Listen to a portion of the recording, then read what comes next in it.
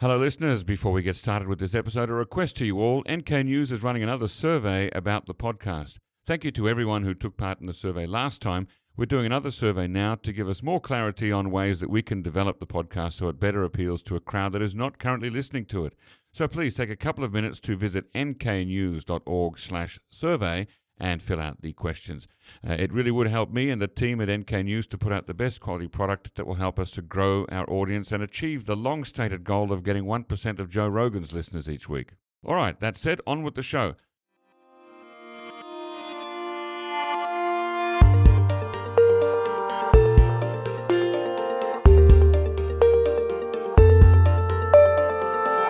Hello, podcast listeners. Welcome to NK News Podcast. I'm your host, Jacco Zwetsloot, and today it is Sunday, March 26th, 2023.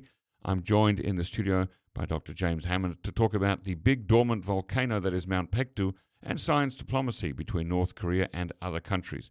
But first, as always, a reminder and a request to leave a review about this episode on whatever platform you use and to share this episode with everyone you think who should hear it or who might be interested. And what's more, like and subscribe to the whole series. Second, check out nknews.org, where each day my journalist colleagues write the best North Korea-focused journalism. A subscription for a year costs less than $1 a day, and that helps to fund not only the excellent journalism that my colleagues put out every day, but also this podcast. Thirdly, follow nknews.org on Twitter and me at Jacco Z. And now, to introduce my guest today, Dr. James Hammond is the director and founding member of the Mount Paektu Research Centre and is professor of geophysics based at Birkbeck, University of London. You can find the Mount Paektu Research Centre online at themprc.org. We'll put the link in the show notes. Welcome on the show. Thank you. Thanks for having me. James, you're a volcanologist. That's right. Yeah. I like saying that. It's a good word. Tell us about Mount Paektu as a volcano. What is its status now, and when is it last believed to have had a major eruption? Yeah, so the last major eruption that we really know well was in the year 946. So 1,050 or so years ago. People have suggested there's more recent eruptions, potentially even in the early 20th century, but I think that's a matter of debate. They certainly weren't witnessed. The 946 eruption, though, was probably one of the biggest in human history. Right? Wow, this is a big eruption. So we're talking not just some smoke and a few rocks and a bit of lava, but like a real massive explosion, as you say. Yeah, it's up there. It's probably bigger than Krakatoa. Wow. Okay, that's one that most people know of. Most people know. It's a bit smaller than Tambora, which is the biggest in human history, recorded history. So the ash from that would have fallen in Japan. It would have got up into the stratosphere. So we can find it in the ice cores of Greenland, for example. So this really is one of the biggest on record. It's one that volcanologists have known about for a long time, but because of its location, it's been rather difficult to study. Yes, and would it have blocked out the sun for a few years? It created some kind of an extended winter? Yeah, that's one. It's a little bit of an enigma, that, because the eruption of Tambora, for example, suddenly did that. We got a year without summer, or a few years without summer across Europe and North America, and civil unrest and everything that led from that because of the famine at that time.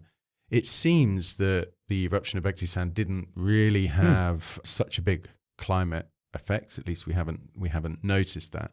The reasons for that, it could be that the combination of gases that were erupted were not right. So maybe it wasn't so sulfur rich, although we think it probably did have a lot of sulfur. Or maybe it's because it's in the high latitude. It might have been a seasonal effect. So that's something that's a little bit open to debate. Was there supposed to be a high population around the mountain when it erupted back then? I don't think so. I mean, one of the puzzles is we don't have great historical records for that eruption as well. We think we can see some information in the Koryo history. We can see some from temple records in Japan, but there isn't much that was... The eruption itself certainly isn't documented in the way. Well, that's a puzzle, isn't it? Because we know that the Korean dynasties like to record things, and so do China and Japan too. So it's surprising there's not more of it. Yeah, we have one record in 946 from the Koryo history where they talk about the there was a heavenly banging of drums, and suddenly an eruption the size of the 946 eruption would have been heard over a huge distance. Yeah. And actually, they pardoned lots of prisoners on that day. So it was clearly a big event that something had happened. So we think that probably was documenting this eruption, but we haven't found too much more. So any listeners out there, if they've got an interest in Korean history, would be fascinated if they find anything. Okay. Now, so what is its status at the moment, Mount Paektu? Is it simply like what? Do you have levels of dormancy or latency? In a way, yeah. So what we'd look for is if what we call a volcano is going into unrest. And so normally with any eruption, it is preceded by some activity. Right? It could be lots of small earthquakes. Mm-hmm. There could be ground deformation. So, the way I think about it, you imagine you blow up a balloon, the balloon expands, right? A volcano does something similar when magma is moving beneath it. We might see a change in the kind of gases that are being emitted from the volcano. At the moment, it's quiet, right? So not much is happening on the volcano. And that's been that way for most of the last century, right? Well, I mean, so and kind of, I guess, the motivation why we started working with scientists from DPRK was about 20 years ago now. So 2002 to 2006, there was a period of unrest on the volcano. And that really sparked everyone's interest. So they recorded all of these things, a number of earthquakes, they recorded ground deformation, they recorded changes in the volcanic gases. And I think that caused, for example, in China, they certainly raised their alert level. They to say we need to monitor this more carefully. Yeah. But since 2006, it's been pretty quiet, and it's gone back to its kind of dormant state. And is there an official prognosis from anyone that it may explode in the near future or have more unrest, or is that something that's really unknowable? That's a really hard question to know. So all we can do is we can monitor it. Okay. Right? And the Chinese scientists do that, the Korean scientists do that, and look for changes in its state. Right? And the other thing we can do, and this is something we're really interested in, is understanding its history in more detail. Right? Because if you know how often it erupts, what sort of size of eruption, we know it had this one really big eruption. Right. But is that typical? Do we expect to see other big eruptions, or do we expect to see lots of smaller eruptions for every one big eruption? We don't know those. Is each volcano unique in that way? Oh, yeah, very much so. Yeah. Okay. There's some fundamental processes of how volcanoes work that we can try and translate, but ultimately every volcano is a bit different. All right. Wow. There are some people who speculate, and these are probably not volcanologists, that North Korea's underground nuclear tests could spark an eruption. Is this a realistic concern?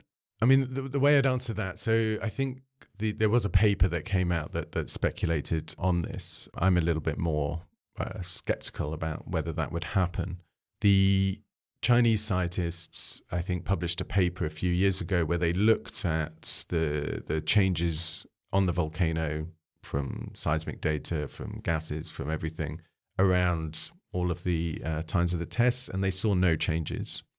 And equally, I don't think, where we have very large earthquakes, it's not a one-to-one correlation that those earthquakes and the shaking from that would cause an eruption of nearby volcanoes. Right? If we think about Japan, for example. Right. So I think it's probably very, very, very unlikely that something like that would happen. Okay, well, that's a good thing. I mean, it's certainly in the lead up to if North Korea does do a 7th nuclear test this year, and if it is once again an underground one, then we shouldn't necessarily worry about it immediately sparking a volcano activity on Mount Paektu. All right. So now, how do you and the Mount Paektu Research Center do research work in the DPRK? Yeah, so we've been working there now. I think we're in our 12th year of continually working in DPRK.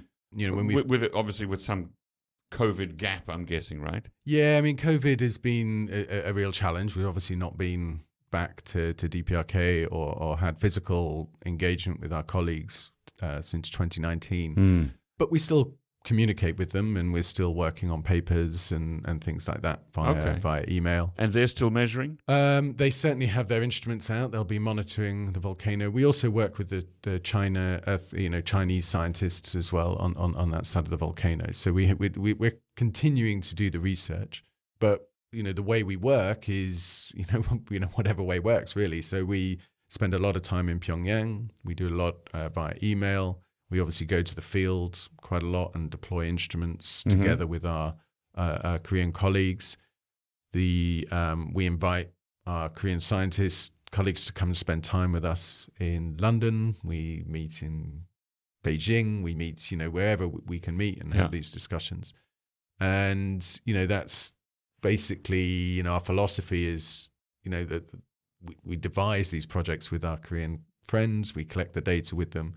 We analyze the data with them. We publish the data. So, one of our highlights was our first publication that came out in Science Advances in 2016. Was the lead author was a DPRK scientist, and that's the kind of philosophy is it's a collaboration between partners. What kind of instruments do you need to monitor and measure volcano activity? Yeah, well, so I'm a seismologist is my training, so I'm interested in measuring earthquakes. So right. And the ground deformation that you mentioned earlier, that too? Is that part of seismology? Well, that's more geodesy, I think we would call that. But so there you could use GPS instruments or satellite data. Yep. Now, obviously, there's some equipment that's harder to deploy, whether it's because of sanctions or whether because of restrictions within DPRK. So GPS would probably be one of those.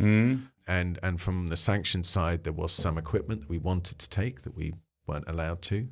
So, but the seismometers is what we've mainly been deploying. So we deployed a network of seismometers for 2 years. Is that a big thing? A big piece of equipment? No, it's a bit like the size of a paint pot. Really? Yeah. Wow. I mean, we need batteries, we need solar panels, things like that to help power it. But ultimately, the instrument itself is about the size of a paint pot. Wow. Does North Korea lack equipment of its own? It has its own seismic network. The ones we brought were a bit more sensitive than those ones. They have technical, but a kind of a wider frequency range, so we can record a broader spectrum of signals with the instruments that we used. And what about I know this is not your area, but the measuring of gases and monitoring of different gas emissions from the volcano? Is that something that we need to bring equipment in for that as well? A little bit. I mean, they have equipment, so they certainly monitor the hot springs on a regular basis as part of their efforts to monitor that. And you can do fairly basic kind of chemical analysis of what's coming out of the hot springs. So Where are the hot springs, by the way?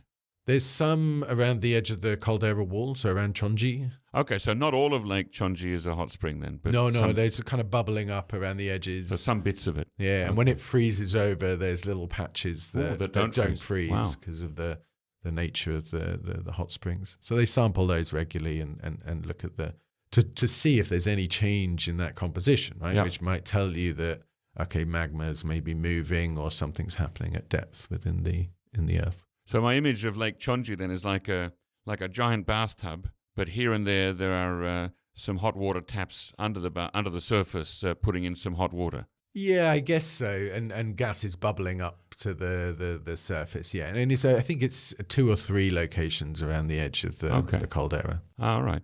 Now, what's the state of volcanology in the DPRK? Are they up to date with the science, or are they having to sort of play catch up and learn from you guys at the Mount Paektu Research Center? Well, I think there's an element of learning, right? Because that's the nature of the collaboration, right? So, one of the great things about the collaboration is we've brought some experience of working on volcanoes around the world. A lot of my research is in East Africa or the Andes and places like this. So we brought some of that experience in, but they've been studying Paektu-san for decades, right? So is that the only non-extinct volcano in the DPRK? Yes. So that is their area of focus. Yeah, within Korea, you've got Paektu-san, you've got Ulleungdo and Hala-san, right? Mm-hmm. Those are the 3 kind of volcanoes. So, they've been studying that for decades. Right. And so we've been learning from them and trying to bring that knowledge into the international community, as well as us, talking about what we've learned from other volcanoes. And who are your different partner organizations on the ground in the DPRK? Who are you working with? So we're pretty open to who we work with. So we work with the Earthquake Administration of DPRK. They're probably our main partners. Is that under a particular ministry? I'm not sure Okay. exactly the ins and outs of how that works. But we also work with the State Academy of Science. We work with Kim Il-sung University. We've worked a little bit with Kim Chek University as well. So, we're more than open to any DPRK scientists who want to be involved in this project and hopefully further other projects in future.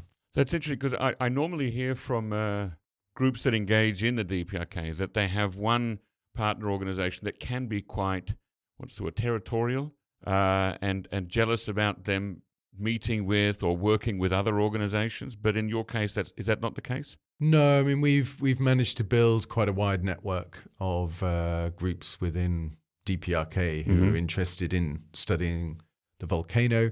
We're talking a bit more now around other areas of environmental science, disaster risk reduction, impacts of climate change on the peninsula, for example. And so, we're now looking to broaden that even further. Wow. Actually. Yeah. And each time you go in, do you require a letter of invitation from the DPRK?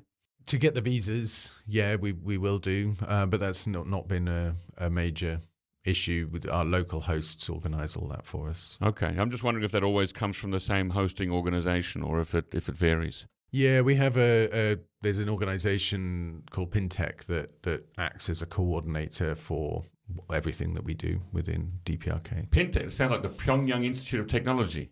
No, they're set up more like an NGO. Oh, okay. And it's part of their focus is to bring together international and local groups around areas of specific interest. And do they also organise travel permits and permits to do whatever you have to do to get the work done?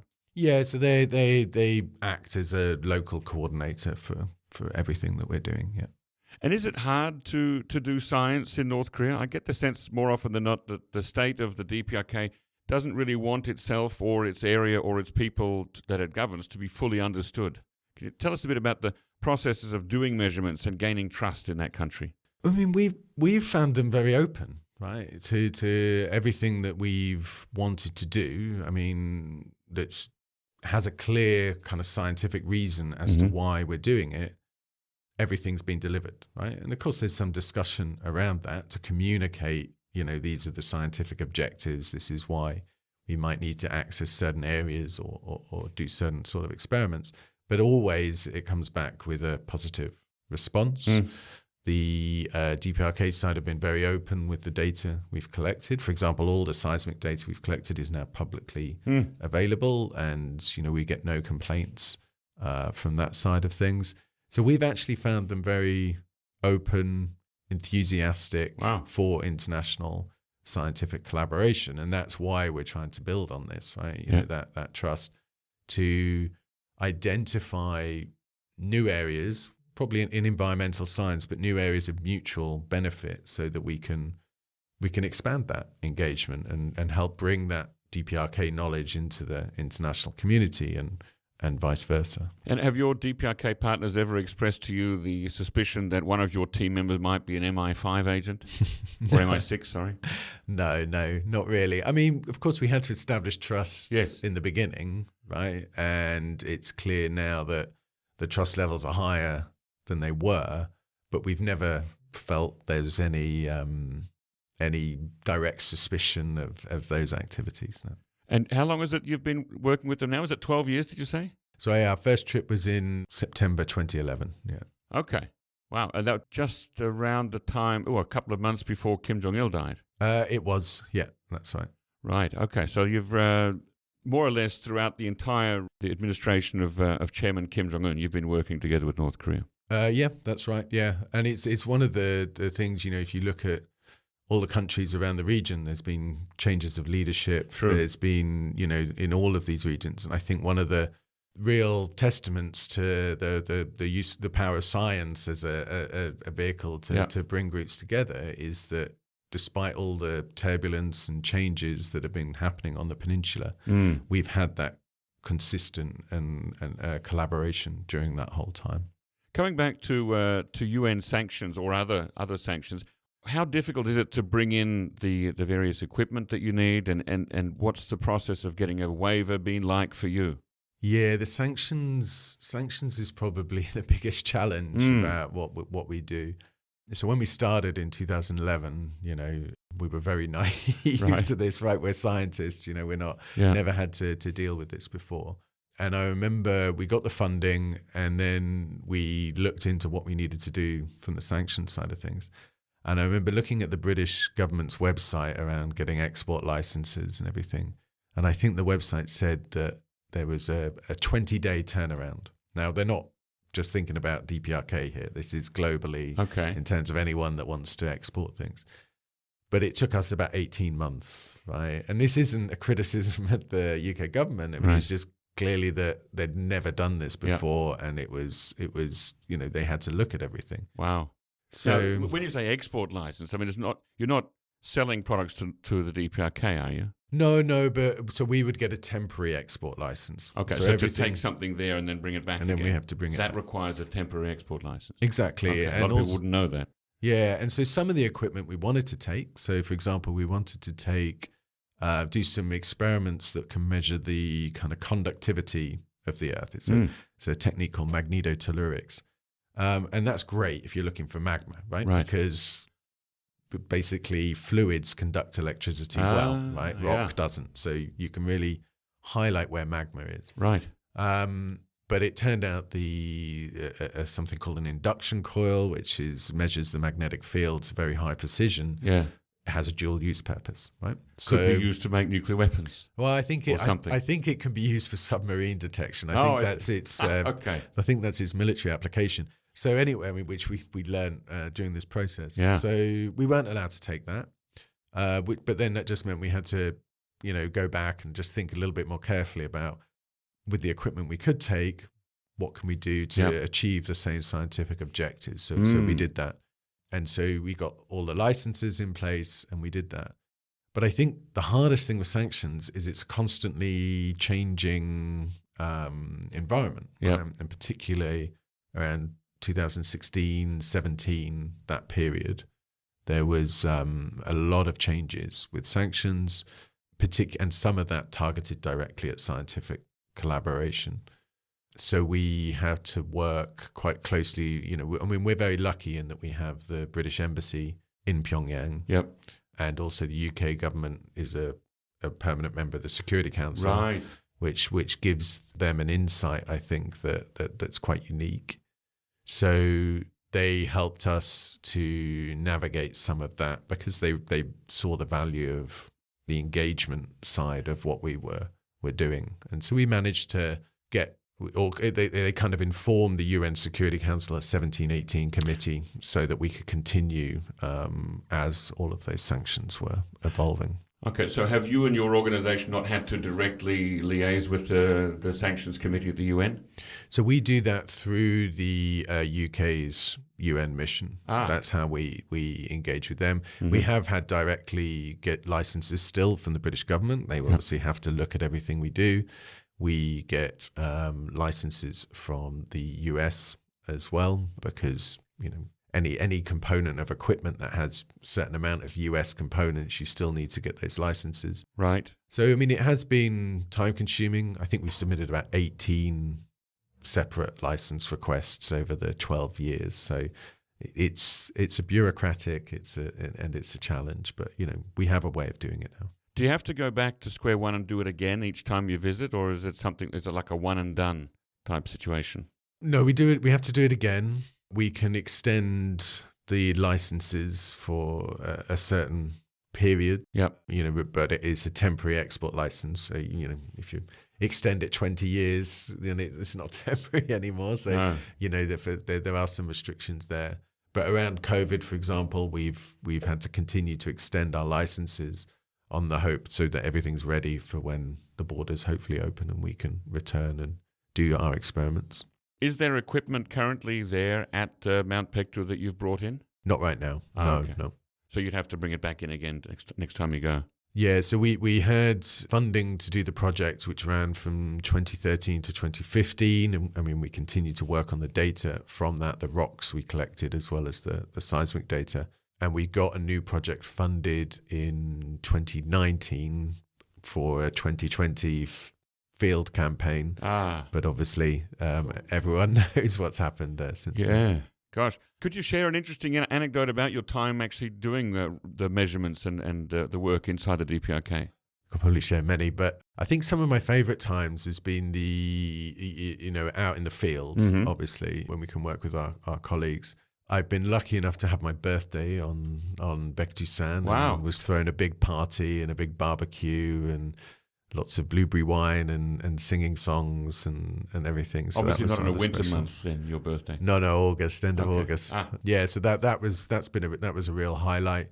And I always remember the kind of long bus journeys where everyone, without exception, is expected to sing a song on the bus to pass the time, kind of thing. So we hear lots of traditional songs, and the Koreans sing a lot better than our side did. I can promise you that. And that's something that North Korea and South Korea very much have in common, is that you've got to sing on the long bus trips. Right. Okay. Yeah. Where do you stay when you're up in Mount Paektu? So we stay in Samjiyon. Okay, which has had a lot of recent construction, as we've reported on at NK News. I'm very curious to see it. Yeah, so we were there last in 2015, so I'm expecting it to look quite different when I go back. Right. Wow. That's almost a decade ago now. And once you have all these measurements and the data, what kind of science can you do with that back in Great Britain? Are you doing computer modeling or running calculations and things? Yeah, so on the seismology side of things, what we are mainly concerned with is an imaging study. So we're trying to, a bit like a doctor uses X-ray energy to image the inside of your body, we do the same using earthquake energy. So that's essentially like a sound wave traveling through the earth. Right. It, depending on what material it travels through, it goes faster or slower. Right. So if we collect enough data, we can build up a kind of a 3D image of what the inside of the volcano looks like. And so we're using we can record on Paektu using these instruments, we could record any earthquake anywhere that happens anywhere in the world about a magnitude 6 and above. And we can use that data to build an image. So that's what we've published a couple of papers on that, showing that we do think there's magma beneath the volcano today at about a depth of 6-7 kilometers below sea level. And then on the rocks side of things, we would bring those back and we would put them in the lab. And if we take the example of the 946 eruption, we would take some of those rocks. We can look at the composition, particularly if you look at a very, very small scale, you can see tiny little bits of melt that have been trapped as the volcano erupted. And so you can take these and try and understand their composition and build an understanding of what pressures and temperatures the magma was being stored at before it erupted. Wow. So it gives you a clue as to, what the magmatic conditions were like before the volcano, which we can compare them with our images of what the volcano looks like today. So it's like these rocks are like little time machines in a way. Exactly that. Yeah, exactly that. They give you a little time capsule of what the pre-eruption conditions of the volcano were like. How large do these rocks have to be that you take back? So the rocks will be fairly large, but what we'd look for are these little melt inclusions, which are incredibly, incredibly small. Wow. Okay, that are trapped within there. So you kind of crush a lot of the rock and try and find these things within there. So you need something bigger than a football to take back, and then you sort of break it down and see probably we took about 100 kilos of rocks back with us. I think that's what we took. Yeah. Wow. That's a lot of check-in baggage there at the airport. Yeah, we ship it, but yeah. No, okay. It's a fair and the DPRK is okay with that being removed? Yeah. So we did it officially. I think, normally what we do, and we do this with any experiment around the world, is we'd make sure we duplicate the samples so that everyone has a record of exactly what we've got and everything. And as I said, it was a collaboration. Yep. Right? So the DPRK scientists could come to the UK, they can work with us, they can see the labs, they can see where this work is being done. Are there any that have been stuck in the UK since COVID? I mean, we have our a collection of rocks that I mean, they're always there. the North Korean scientists. Are there any that have gone over that haven't been able to come back? No.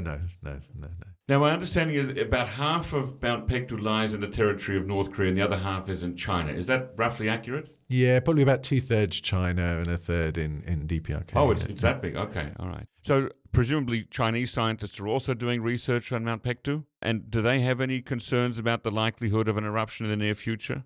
Yeah, I mean, I think it's the highest priority for monitoring within China in terms of their volcanoes. Wow. Right? I mean, China's it's not volcanic in the same way Japan is, for example, but they have a number of volcanoes that they're concerned about, but Baekdu-san is probably the number one. And again, it's quiet at the moment. This isn't to alarm anyone, but they have a monitoring network on the volcano and they monitor that independently.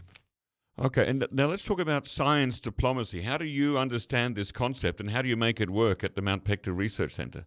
Yeah, I mean, science diplomacy is quite a loose catch-all term that covers anything from kind of the engagement side of things right up to forming policies and what have you. The way we practice it, and I wouldn't even say we practice science diplomacy, really. We're not diplomats in any sense of the word, right? We are scientists. We seek to engage. Yep. I think the reason the diplomats like the engagement is it builds some trust. It builds mutual understanding in areas that are of mutual benefit, that are as far away from the geopolitics as they can be, right? And I think that's why they're valued. And if they give space further down the line that helps diffuse some tensions, then that's great, but that's not for us, right? We are scientists working on scientific problems. And we would never try and deviate away from that, because then I don't think would be as effective as in terms of the engagement if we did. Do you get advice or guidance from past or present diplomats on how to proceed, or are you just figuring it out as you go? I think pretty much we just figure it out as we go. I mean, it's the nice thing about science, right, is it's a pretty common language. Yep. Right? It's easy to go in and say, okay, let's look at this volcano. Well, on a fundamental level, we don't know why it's there, right? I mean, we don't even, the mechanisms that have caused a volcano at Baekdu-san, we don't understand them. Oh. Right? It's not like the volcanoes of Japan that sit on a subduction zone. They're strange, what we call interplate volcanoes that we don't quite understand why they're there. Wow. Right? So okay. just sit and it's really its own thing. It's a sort of a sui generis volcano. Yeah. So we can sit there and have a discussion about that. Yeah. And they've been thinking about those questions as well. They want to know the history of the volcano. They want to know why it's there. They want to know when it will next erupt, and they want to know what sort of eruption it might be, right? These are really common grounds to have a discussion on. And so in a way, it's quite easy, because we sit there, we talk about that, we then learn about each other's cultures, right? And through that process, right? But it's driven by the science, which is, I think, a real benefit. But isn't it hard to disentangle the science from the geopolitics and other things? Precisely because Mount Paektu has this special place in North Korea's political mythology, right? I mean, Kim Jong Il is said to have been born there, and there are other long-standing myths about Dangun coming down from there and things like that. So does that figure into the scientific discussion sometimes? I wouldn't say it figures into the scientific discussion. I think what it puts the onus is on us to be sensitive of some of those cultural issues, right? But you can apply this to any volcano around the world, right? Volcanoes are quite often intertwined with cultural aspects. If you go to Hawaii, right, there's all sorts of stories about the volcano, and the onus is on scientists to respect that and not be dismissive. You go to Indonesia, it's the same, right? All of these places have their own stories that are intertwined with the volcano, like Dangun in Korea. So, I think we've learned a huge amount about the importance of Baekdu-san for all Koreans, right? And in the north, how it's you see it everywhere in DPRK, right? The picture of Baekdu-san is just absolutely everywhere. Well, they even have this term, the Paektu bloodline, which defines the ruling family of North Korea, right? Kim father, son, and grandfather is the Paektu bloodline. Yeah, so we're sensitive of that, and we feel quite lucky that we've had the chance to work on it, but it doesn't interfere with the scientific discussion around what we're trying to do. But it just means we need to be sensitive of those cultural issues. Have you been to the log cabin secret camp up on Mount Paektu where Kim Jong Il was said to have been born? Sure. Yeah, we've been there as part of our trip. We have some downtime and we get taken to some of the sites around the volcano. And are you is that an area where you can't do measurements, for example? Is that sort of sacred in that way? But we don't need to, right? Okay. We're flexible about where we do our sites. There's no really key outcrops. It's quite a wooded, forested area, right? So you don't see the rocks particularly nicely. There's no reason why we'd need to put instruments there. So it's not a big issue. Now, coming back to China and North Korea, before MPRC came along, did the volcanologists from those two countries normally get together to exchange information about Mount Paektu? I don't think there'd been a huge amount of engagement. They'd met at various meetings and things in the past. But, one of the things that we're trying to work on with our future projects, for example, is there are different histories for the volcano within DPRK and within China. And part of that is because when a volcano erupts, it doesn't distribute its deposits equally all the way around the volcano. So if you're only studying part of it, you'll miss the whole story. Right. So our current projects are a collaboration with China, DPRK, and us at MPRC, so that we can bring everyone together in the field. We can, so there'll be DPRK scientists hopefully working in China, Chinese scientists working in DPRK, visiting these outcrops, with scientists on both sides who studied it for many decades, maybe not having access to all of these areas. So I think that's hopefully something we'll work on in future. So that kind of facilitating of academic exchange is still in the future. On that level, we have had meetings in Beijing, and our science, DPRK scientists have traveled to Beijing. We brought some Chinese scientists, traveled to Pyongyang. We hosted an international workshop back in 2016. So we have had some of that engagement. What we haven't been able to do to now, at least on the DPRK side, is get everyone together in the field, which is really what we need to do as scientists. Look at the rocks, right? You need to be standing there looking at the rocks as you're talking about them is really, really key. Now, you've obviously got three people working in three different primary languages there. You've got Mandarin Chinese, you've got the Korean dialect spoken in the DPRK, and you've got English. Does that mean you've got a lot of interpreters around? Yeah, we do. Meetings? We do have a lot of interpretation when we have these meetings, but that's not unique to DPRK. I remember working I worked a lot in Ethiopia, and we would take people from the university who spoke English and Amharic, but then working in Afar region of Ethiopia, they speak Afari and Amharic and no English, so you would be having lots of discussions through 2 or 3 people. Wow.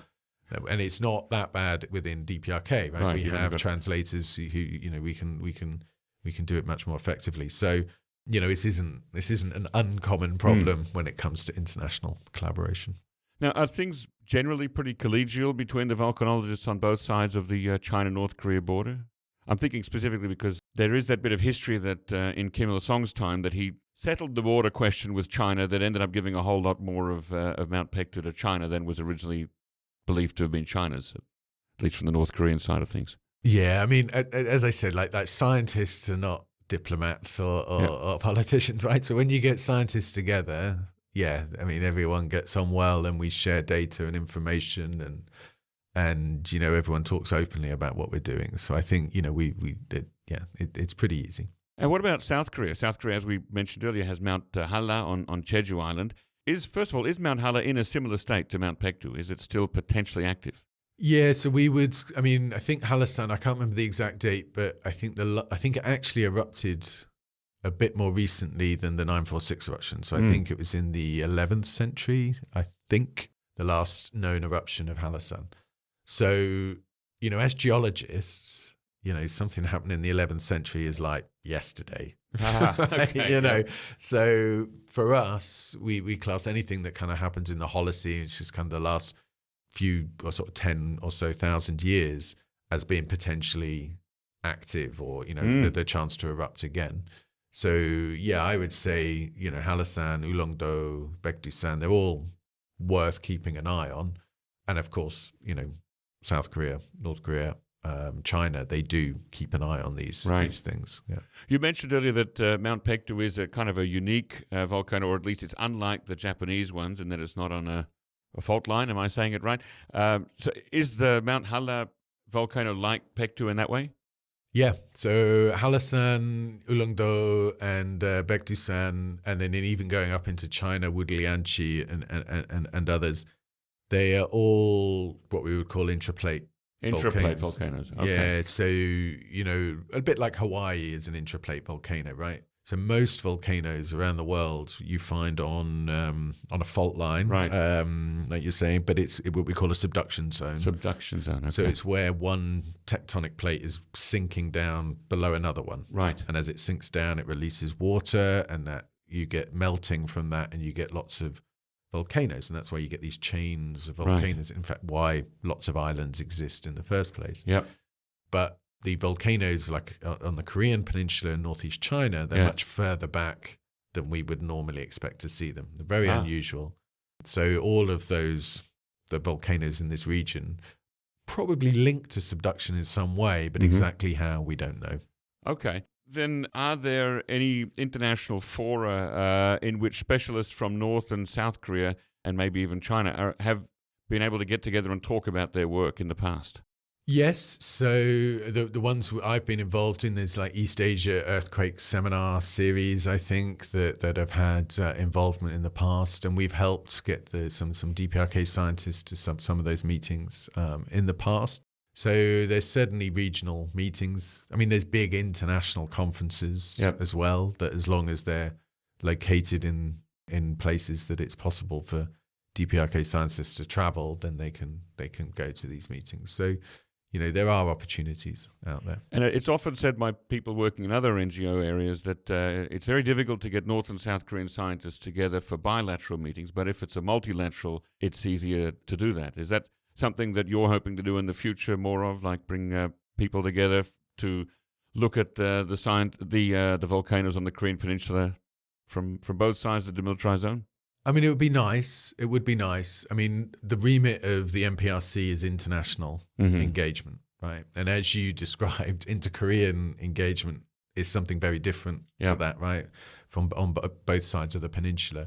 So, it's very clear to us that our remit's international engagement. We're happy to try and help facilitate DPRK scientists traveling to international or regional meetings. We have had some discussion around inter-Korean engagement, but what we quickly realized is that this is a bilateral thing that needs to happen, and so we would kind of stick to international engagement. If that international engagement involves lots of countries and there's South Koreans and people from DPRK there, then potentially that's okay, as long as both sides are happy with such a situation.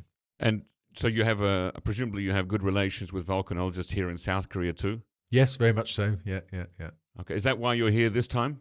Partly. So I've been to visit some the groups in Daejeon and other places to have discussions about volcanoes in general, and we look to collaborate.